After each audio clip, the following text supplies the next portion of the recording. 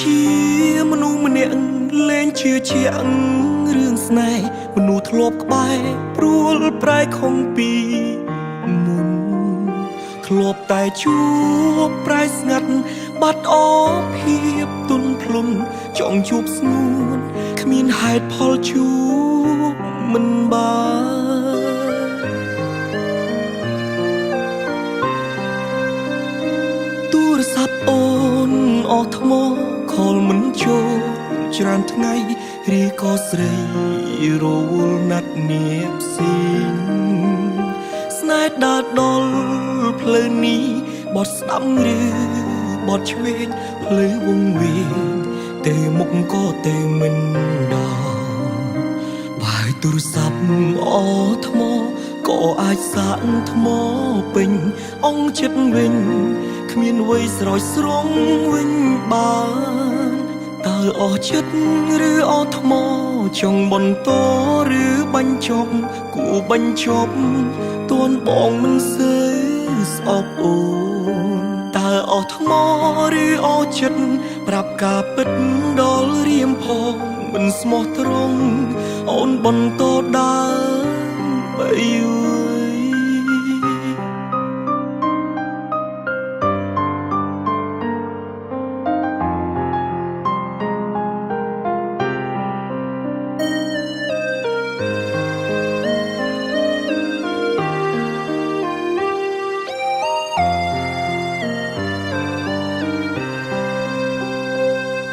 ខ្លាយជា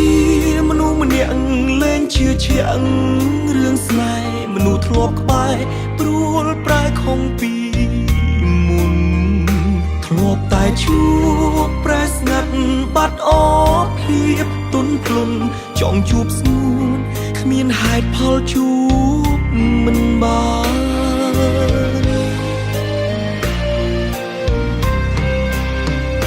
ទូរស័ព្ទអូនអស់ថ្ម